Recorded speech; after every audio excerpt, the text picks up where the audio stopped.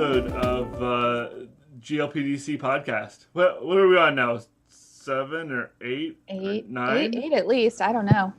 I haven't kept track. That's all right. I've been bebopping around. It'll be in the title somewhere, so you don't have to worry about it, and I don't have to worry about it. We can just roll with it. We can just roll with it, right? And I think that's what this is about. Yeah.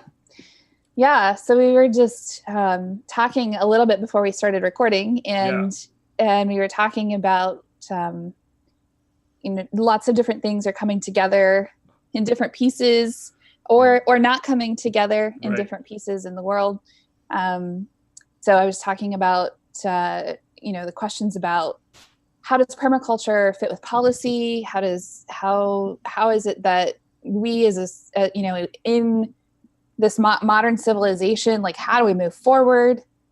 How does permaculture fit with that? Right.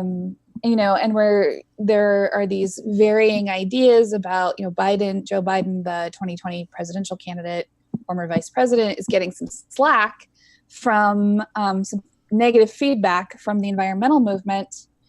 It was on the news reported this morning on NPR. He's getting some feedback saying, hey, like Biden's wanting to reinstitute Obama era policies and sort of say, we need to have some effort toward curtailing our pieces with climate change, but we also still need to have nuclear and fossil fuel development so we can keep our growth. And he's sort of positioning himself in this centrist position. Yeah. And then there are other progressive politicians saying, we need the Green New Deal. No way, we can't keep developing fossil fuels. We're way past that now. And we were just talking like, is that even enough? Yeah, I definitely think not. Mm-hmm. That just more development. I mean, that's the whole problem, right? That's you were mentioning before we started. 1 million species will be lost potentially, and I really thought about that. It's not just, the species are kind of the end point. And really what that means is that how many ecosystems are being destroyed and wiped out. And it's not being talked about in terms of this Green New Deal or any kind of like, every time that we grow, which I think at 1% growth, we grow double every 7 years. Is that? I don't know this. I don't know that statistic. There's some sort of metric. So we're going to double in size, right? We're going to, the next doubling in growth, we're going to use twice as much energy as has ever been used before in the history of the United States, or in the history of humanity. Gee, what's this going to do to the ecosystems around us? What's that going to do to the species? That's where the 1 million species loss is coming from. Mm-hmm. And it's huge. Mm-hmm. And we're not doing anything to impact it. And I think that's something that we have to do, kind of need to take on the responsibility to start doing that ourselves. Mm-hmm. Agreed. Yeah, and this question came up. I was just the first weekend in May. I was at the Global Earth Repair Conference in Port Townsend, Washington, which was fantastic. And the same question was asked of John Liu, Liu, and so he was like, "Look, governments aren't moving fast enough. Like, we just can't wait. Like we just have to start doing something." And so I think about 1 million species lost, and like how do we take that statistic and turn it into a concept that our brains can comprehend? So abstract to start with, like 1 million. A million, number one. 1 million. It's just too much. And so, or we hear something like, we need to cut, not grow, but shift our energy usage significantly. Curtail it. And the sources. And it's like, how do we take that? Like even this concept of a Green New Deal, or this idea that there's going to be reinvestment in ecosystem restoration on a large scale, and there's going to be billions of dollars, right? And I don't want to say it's impossible, but what happens when huge projects and lots of money are on the line? How much of that comes down to actually saving a million species, or any portion of that?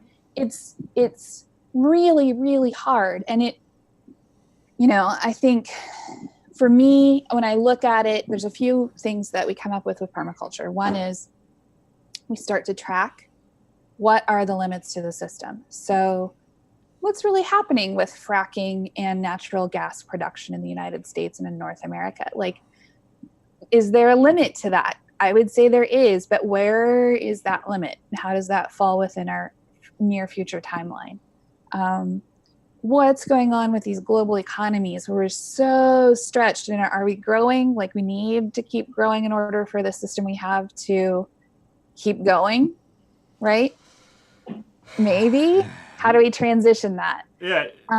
Yeah. And it kind of comes back to our own understanding of what the limitations are, what's unfolding, building resilience in our own systems, in our own communities. Yeah.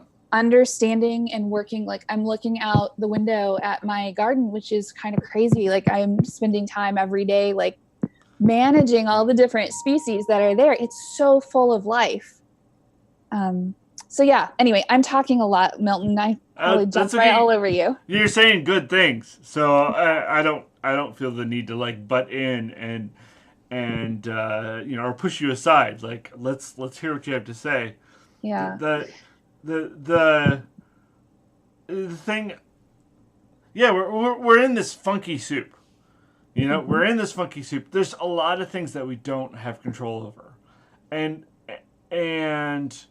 the have-tos, we have to reverse climate, do this to reverse climate change or whatever. I don't think anyone's gonna do it. They're not gonna cut back enough on a systemic society level. Yeah, that's right. Yeah. I think it's gonna be very unlikely that the people that are making millions of dollars off of the exploitation of the world are going to be like, oh, okay, I'll stop. It's fine. And so I think that has to factor into how we, go forward. Mm-hmm. So just to kind of put this in a frame, I think you're right. Like, I've had this insight, like, those extractive forces. I just can't until the last. Oh, are you there? Say it again. Those extractive forces. Those extractive forces, they're just going to keep going until they really can't. Yes. Until it's just not even a possibility. And then 5 years after that, they might go bankrupt. I don't know how this really works, but I'm not smart enough to figure it out. For sure. Like, it's going to go and it's going to be a surprise to everyone. But in the meantime, people who are savvy, who are entrepreneurial, who are community leaders, who are willing to connect with their neighbors and build resilience, they can be, preparing themselves to think about, like, and not even preparing and waiting, like starting, right. to build in, to educate themselves. And the permaculture design course is a fantastic way to get the foundation, get a framework, understand what your role is, and start to think about how to build in some resilience, right? Yeah, I really think one of the things for me that permaculture did is it kind of created this awareness of just the need to look around me and, like, hey, what's actually happening here before I start just bulldozing my way through it. And then to work with the things that are happening, rather than trying to, like I said, bulldoze my way through it, because that's kind of the problem. That's been the problem, that we can just, hey, I've been looking at 5 acres for sale, right? Build the suit, and it's like, wait, what's there? Who lives there already? How many? Maybe it's chipmunks, but chipmunks and deer and raccoons live in that space, and then it's ready to be cleared, for your production, for your whatever, build the apartment complex, build the factory, whatever it is. And we really have this lack of awareness around us about what's going on. And including these big problems that we're talking about. But also just things on the micro level, like, gosh, when's the best time to plant your tomatoes? Yeah. Do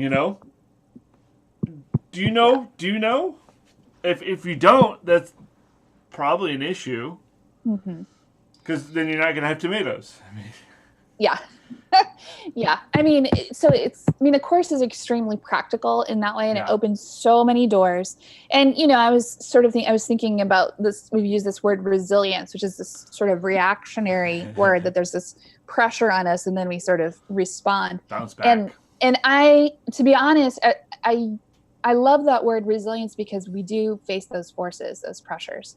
Yeah. And why wait?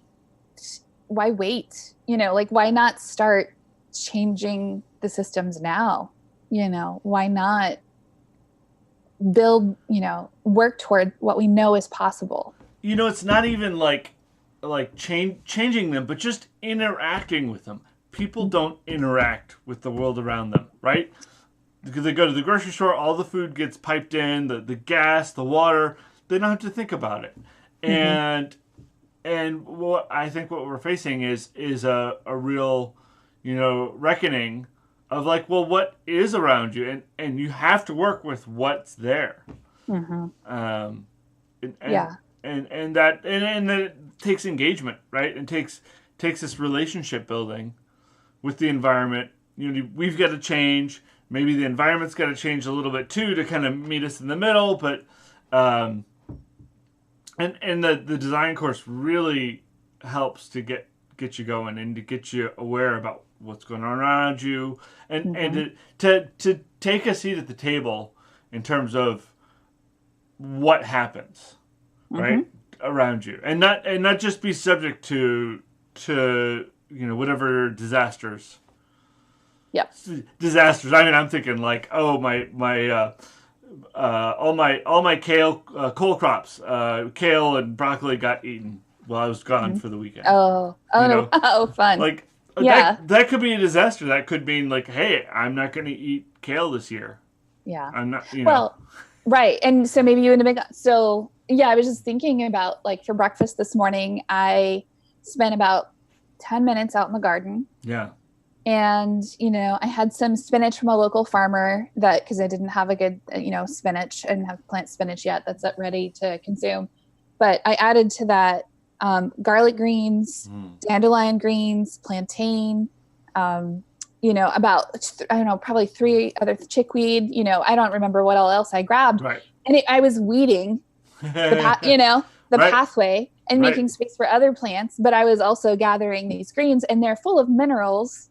I know exactly how they've been treated. I know exactly what's gone on to them. That's right. They're couldn't be more fresh when I, fixed greens this morning. Higher nutrient content right off the bat. Super awesome. Yeah.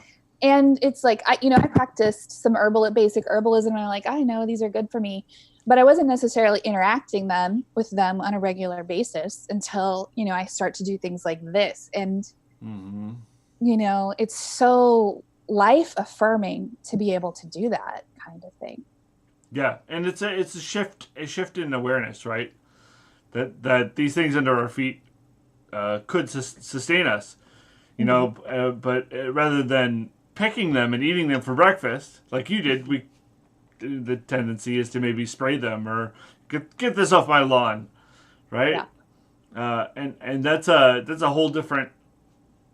Yeah, that it's that awareness again, and that awareness leads to a change in action.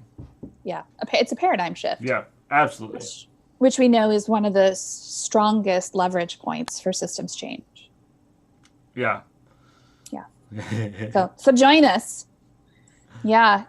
Well, you can cut that part if you want, but yeah. But if I find don't? out more. Yeah.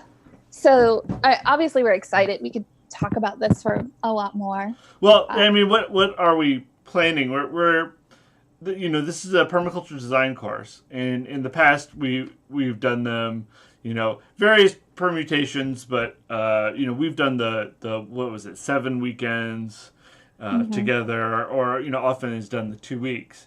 And what is it that we're planning this time? So we're going to start in June with every night online. We're going to do most of the course online. There's a few days scheduled that are in person somewhere within the region, either Chicago, Ann Arbor, Bloomington, Indiana.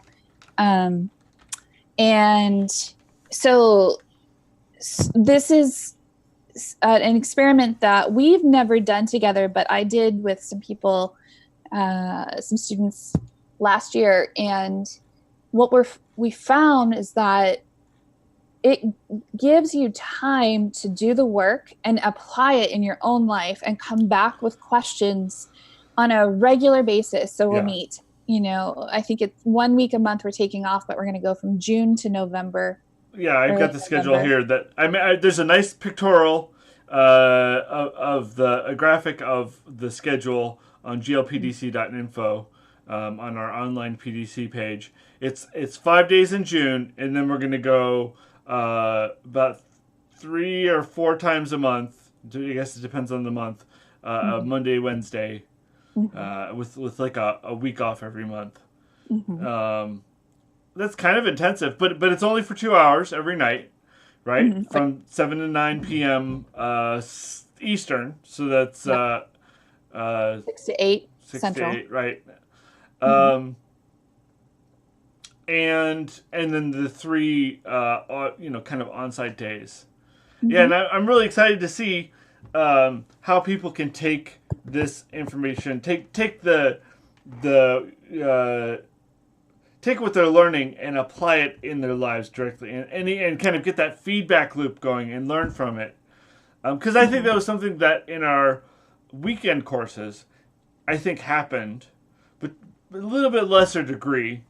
And I'm really excited to see this, how this works. And you said this is the second iteration, so this is Rhonda trialed this kind of in her own group, and then we're bringing it here to the GLPDC, and we're going to run with it.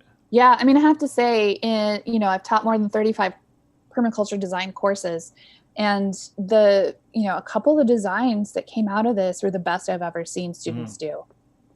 And they were, practical things that students were going to implement. So it was pretty fantastic. And that's the thing. How many times, I don't know if you've heard it, but somebody says, "Oh, I took a PDC. I never got around to putting in my garden." Right? Like, I didn't have time for that. It wasn't connected to their lives at all. And that's not what this is. I think this is to kind of transform your awareness, which then allows you to transform your life. And you are kind of in control of that then. Yeah. So we're just trying to make this, this course as accessible and practical and connected to people's lives as possible. And we do it in a way that's, one of the things I really like about our team is that we do it in a way where everybody's learning together. Say it again. You just dropped out. We do it in a way. We do it in a way that where we create this learning environment where everybody, I'm creating this circle with my hands because we do practice a lot of sort of group experience and learning from each other and inspiring each other and sharing, sort of from a heart level. That's really cool. And 3 different teachers, right? Rhonda, William, and me. And we all have very different voices, and all are coming from kind of different situations. And I think that helps. It helps deepen the understanding, because if you hear it from one voice and you don't understand it, you hear it from the second voice, maybe you start to understand it. Maybe you hear it from the third voice, and oh, I get it, and off you go. Yeah.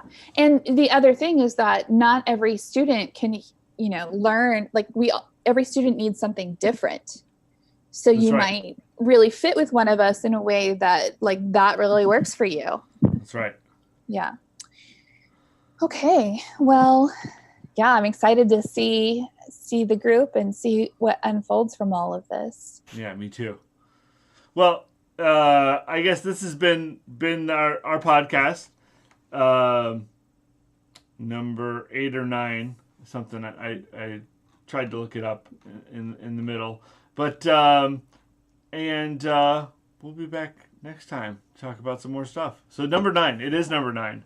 Till next.